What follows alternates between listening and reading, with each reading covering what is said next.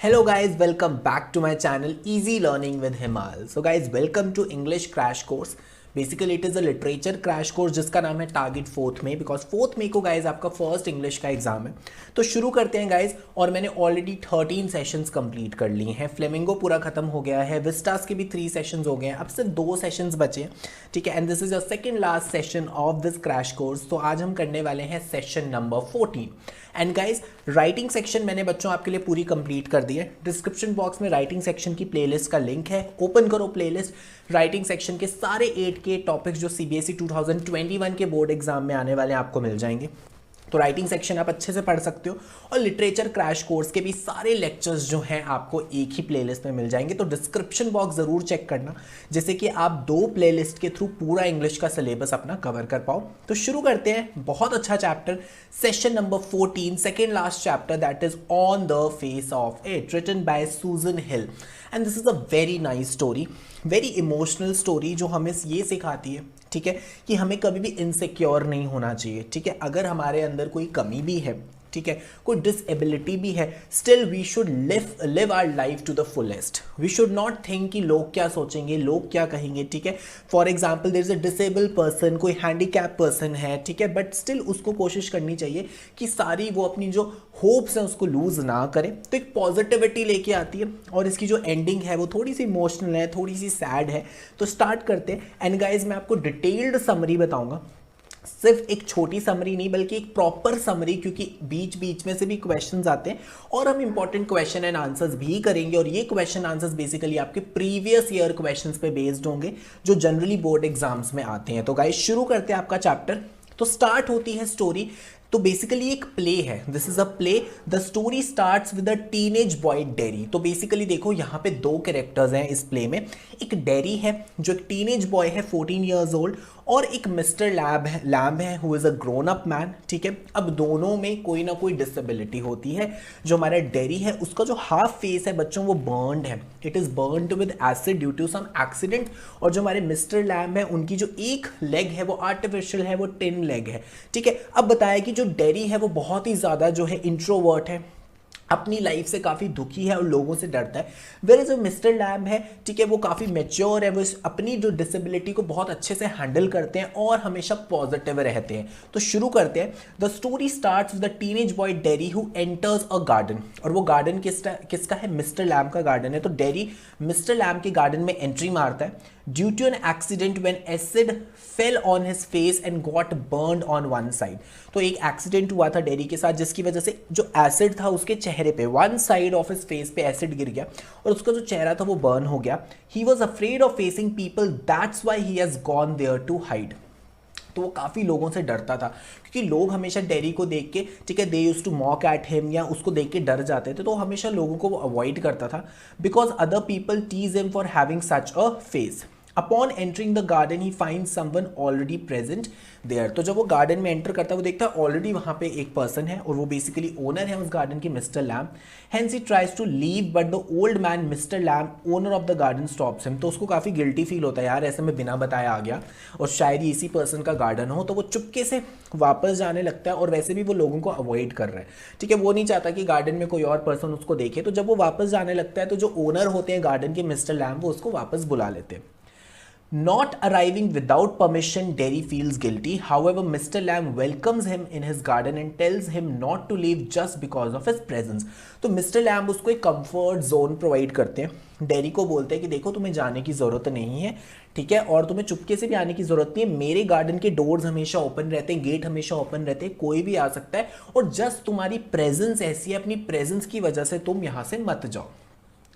People don't like his face, that's what Derry think and that's why he wants to leave. तो उसको लगता है कि यार लोगों को मेरा चेहरा पसंद नहीं है और मैं नहीं चाहता कि कोई मुझे देखे. तो डेरी यही रीज़न देता है कि इसीलिए वो वापस जाना चाहता है. Then again Mr. Lamb asks him to stay there. After that they start having a conversation that how no one liked Derry and how he hates people behaving like this with him. तो अब क्या होता है उनमें, फिर धीरे धीरे एक कन्वर्सेशन शुरू हो जाती है, वो एक दूसरे से बातचीत करना शुरू करते हैं. डेरी बताता है कि उसके साथ कैसे क्या सिचुएशन हुई थी, क्या एक्सीडेंट हुआ था, कैसे उसका फेस बर्न हुआ, और उसके बाद डेरी उसको बताता है कि वो कैसे लोगों को हेट करता है, बिकॉज जो लोग हैं वो उसको देख के डेरोगेटरी रिमार्क्स करते हैं या उसको देख के डर जाते हैं. Also mister Lamb attempts to console him. तो मिस्टर लैम पूरी कोशिश करते हैं कि डेरी को थोड़ी पॉजिटिविटी दे और उसको कंसोल करे। अब आगे क्या होता है, mister Lamb state to him that he has a tiny leg, tin leg. तो मिस्टर लैम बताते हैं कि जो उनकी एक लेग है वो टिन की बनी हुई है, आर्टिफिशियल लेग है, ठीक है, और इसीलिए उसको लेमी लैम बुलाते थे। What is Lamey Lamb, why उसको लेमी लैम बुलाया जाता था? तो लेमी समवन जो थोड़ा सा लंगड़ा के चलता है। तो मिस्टर लैम बताता है देखो यार, मेरा भी लोग इसी तरह से मजाक उड़ाते हैं, बट मैं लोगों की बातों पे ध्यान नहीं देता। And how kids make fun of him yet he enjoys his life to the fullest, कि मैं फिर भी अपनी लाइफ पूरी तरीके से इंजॉय करता हूँ, मैं अपनी डिसेबिलिटी की वजह से कभी भी नेगेटिव थॉट्स मन में नहीं लाता। यही मिस्टर लैम डेरी को समझाना चाहते हैं। Their conversation went on and reveal various things about Derry's fear, hatred and depression about being in such a condition. तो डेरी काफ़ी स्टोरीज उसके साथ शेयर करता है कि कैसे there was a woman in the hospital जिसने उस पर एक रिमार्क किया था कि ऐसे बच्चे को तो सिर्फ उसकी मदर ही प्यार कर सकती है, मतलब इसका ऐसा फेस बर्न हुआ है, ठीक है, इसको इसकी मदर के अलावा और कोई प्यार नहीं कर सकता। बिकॉज मदर क्या होती है, मदर ऑलवेज लव्स, जैसा भी बच्चा हो the mother always loves his और हर चाइल्ड। तो वो स्टोरी शेयर करता है लैम के साथ, छोटे छोटे इंसिडेंट शेयर करता है डेरी कि कैसे लोग उसका मजाक उड़ाते हैं, कैसे लोग उसके ऊपर रिमार्क्स थ्रो करते हैं। Derry's fear, okay, also mister Lamb keeps on telling him to think about the positive things. तो मिस्टर लैम हमेशा उसको बोलता है तुम पॉजिटिव चीज़ों के बारे में सोचो। Before long they became friends and mister Lamb asked Derry to assist him in plucking the crab apples of his garden. तो मिस्टर लैम कहते हैं कि यार मेरे गार्डन में काफ़ी क्रैब एप्पल्स हैं, तो मैं क्रैब एप्पल्स तोड़ने जा रहा हूँ, तो तुम मेरी हेल्प करो। तो बेसिकली बच्चों, क्रैब एप्पल्स क्या होते हैं? वो एप्पल्स होते हैं जो फ्रूट जेलीज बनाने के काम आते हैं, जेली बनाने के काम आते हैं जो एप्पल्स, उसको क्रैब एप्पल्स बोलते हैं। और मिस्टर लैम एक और चीज़ बताते हैं कि देखो मेरे गार्डन में फ्रूट बेयरिंग प्लांट्स भी हैं और उसी के साथ मैंने वीड्स भी उगाए हैं। तो वीड्स जनरली क्या होते हैं? वीड्स आपने साइंस में भी पढ़ा होगा, कुछ अनवांटेड प्लांट्स होते हैं जो मेन प्लांट्स के साथ, मेन क्रॉप्स के साथ उग जाते हैं और वो सॉइल से सारे न्यूट्रिएंट्स खींच लेते हैं। तो हम जनरली क्या करते हैं, वीड्स को उखाड़ के फेंक देते हैं। बट मिस्टर लैम काफ़ी ज़्यादा पॉजिटिव है, वो हर चीज़ को इक्वली ट्रीट करते हैं। तो वो वीड को भी ग्रो करते हैं, वीड को भी वाटर देते हैं, जितना वाटर वो किसको देते हैं? फ्रूट बेयरिंग प्लांट्स को। तो वो बताना चाह रहा है मिस्टर लैम, ठीक है, डेरी को, कि मेरे लिए सब लोग इक्वल हैं, ठीक है, और मैं किसी के साथ भी पार्शियलिटी नहीं करता।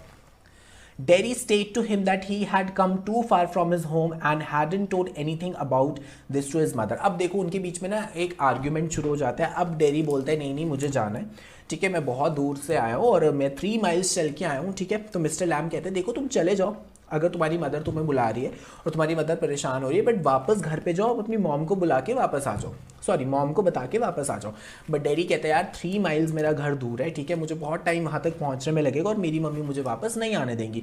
तो मिस्टर लैम बोलते नहीं तुम सिर्फ ऐसे बहाना मार रहे हो, तुम सिर्फ एक्सक्यूज़ बना रहे हो, तुम आना ही नहीं चाहते, ये नहीं करते। तो फिर उसके बाद उनके बीच में थोड़ा आर्ग्यूमेंट हो जाता है। फिर डेरी गुस्से से बोल के जाता है ठीक है मैं आऊँगा, तुम देखना मैं पक्का आऊँगा, और वो डेरी जल्दी से अपने घर भाग जाता है। So Mister Lamb ask him to take permission from his mother, but Derry finds it difficult and leads to a small argument between both of them.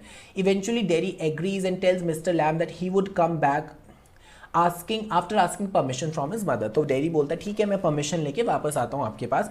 However his mother does not want him to go but he come back to fulfill his promise. तो अपनी mother को बताते हैं कि वैसे से Mr Lam के से मिला था, बट उसकी मदर बोलती है is not a good person, मैंने भी उसके बारे में सुना है, वो अच्छा इंसान नहीं है, तुम वहाँ पे मत जाओ। बट डेरी बहुत ज़्यादा जिद करता है नहीं जो मिस्टर लैम है वो अंकल है, वो बहुत अच्छे हैं, उन्होंने मुझे काफ़ी अच्छी अच्छी बातें बताई, मॉम मुझे वहाँ पे जाना ही जाना है। और मम्मी से लड़ झगड़ के जिद करके वो मिस्टर लैम के पास वापस आ जाता है। अब थोड़ी सी अब ये जो स्टोरी है ऑब्वियसली काफ़ी इमोशनल हो जाएगी अब एंड में। तो अब क्या होता है, in the meantime mister Lamb climbs a ladder on his own to plug the crab apples as he was sure that Derry would not return. तो मिस्टर लैम को तो ऐसा लगता था कि डेरी वापस आने वाला नहीं है, तो वो सोचते हैं चलो मैं खुद ही लैडर पे चढ़ के एप्पल्स तोड़ लेता हूँ। Moreover because of his disability it was difficult for him to climb. Obviously he was a disable person, उनकी जो एक लेग थी वो टिन की बनी हुई थी, तो उनके लिए क्लाइंब करना बच्चों काफ़ी ज़्यादा डिफिकल्ट था। So he slips from the ladder and dies.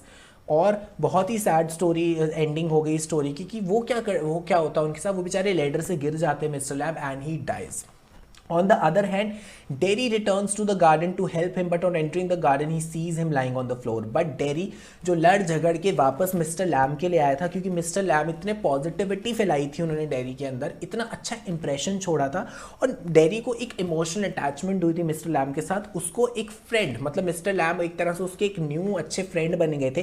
First एक ऐसे पर्सन थे जिसने डेरी को किसी भी तरह के रिमार्क्स नहीं करे, जो डेरी को देख के डरे नहीं, काफ़ी कनेक्ट कर पाया डेरी उनके साथ, ठीक है। और उसको बहुत बुरा भी लगता है कि मैंने बोला भी था मिस्टर लैम को कि मैं वापस आऊँगा, ठीक है। और बेसिकली क्या होता है, मिस्टर लैम ने पॉजिटिविटी दे दी डेरी को, डेरी की लाइफ चेंज कर दी, but himself he is no more. So अब क्या होता है, जब वो देखता है कि जो मिस्टर लैम है वो ही इज़ लाइंग डाउन, और उसको समझ आ जाता है कि he is no more. Further he attempts to move but he didn't get any response from him. तो वो थोड़ा हिलाता उनको मिस्टर लैम को कि देखो मिस्टर लैम मैं आ गया, हमको कुछ भी नहीं होगा, बट वो बिल्कुल मूव नहीं करते। In the end he came to know that he is dead and starts crying. और एंड में यही दिखाया गया है कि उसको पता चल जाता है मिस्टर लैम इज़ नो मोर, और वो वहीं पे बैठ के रोता रहता है, और यहीं जो प्ले के कर्टन्स हैं वो डाउन हो जाते हैं और आपका प्ले हो जाता है ख़त्म। तो बेसिकली यहाँ पे राइटर हमें क्या सिखाना चाह रहा है इसकी समरी से या इसकी स्टोरी से, तो writer wants to say that we should never feel shame on our appearance, कि हमें अपनी अपीयरेंस के बेसिस पे कभी भी शेमफुल नहीं होना चाहिए, ठीक है। अगर डेरी का फेस बर्न भी था, स्टिल उसको अपने आप को पॉजिटिव रखने की बहुत ज़्यादा ज़रूरत थी। Also we should be positive and optimistic about ourselves, हमें एक ऑप्टिमिस्टिक अप्रोच रखनी चाहिए, एक पॉजिटिव अप्रोच रखनी चाहिए अपने बारे में। So that was a beautiful story on the face of it. अब मैं आपको करवाने वाला हूँ बच्चों कुछ इंपॉर्टेंट क्वेश्चन एंड आंसर, जिसको अच्छे से प्रिपेयर कर लेना। सो पहला क्वेश्चन जो बोर्ड एग्जाम्स में पूछा भी गया है पहले और दोबारा भी आ सकता है क्योंकि इंपॉर्टेंट क्वेश्चन है, what qualities of mister Lamb attracted Derry to him, कि डेरी के कौन सी क्वालिटीज थी मिस्टर लैम की जिससे वो उनसे अट्रैक्ट हुआ। तो what are the qualities, Derry suffers from a terrible complex, उसको काफ़ी कॉम्प्लेक्स था, but his meeting with mister Lamb is a turning point in his life. He gives confidence to Derry and encourages him to develop a positive attitude towards life. तो उन्होंने confidence दिया Derry को, देखो छोटे छोटे points learn किया करो जब आंसर्स लिखने, प्लस उन्होंने एक पॉजिटिव एटीट्यूड दिया डेरी को। Derry's life now has a new meaning and purpose, and for this all credit goes to mister Lamb's motivation and words of encouragement, कि अब डेरी की लाइफ टोटली चेंज हो गई थी, ठीक है, एक न्यू पर्पस आ गया था उसकी लाइफ में, और सारा को जो सारा क्रेडिट है वो मिस्टर लैम को जाता है।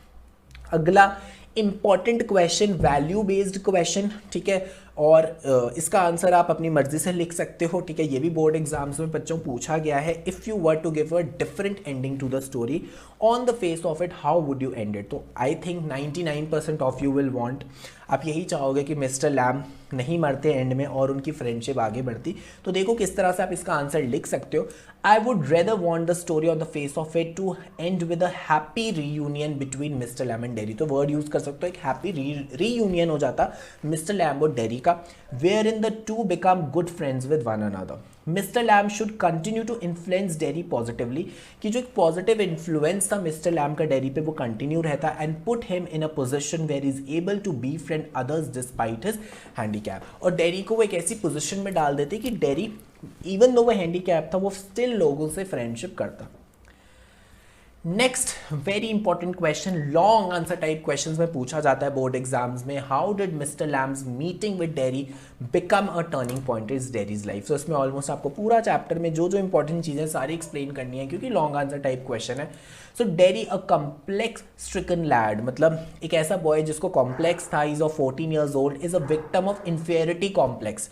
इन्फेरिटी कॉम्प्लेक्स होता है जब हम सोचते हैं हम दूसरों से कम है, ठीक है, हम दूसरों जितने प्रॉपर नहीं हैं, अच्छे नहीं हैं, which is born out of miss interpretation of himself and the world. तो काफ़ी मिस इंटरप्रेट करता था वो अपने आप को और वर्ल्ड को।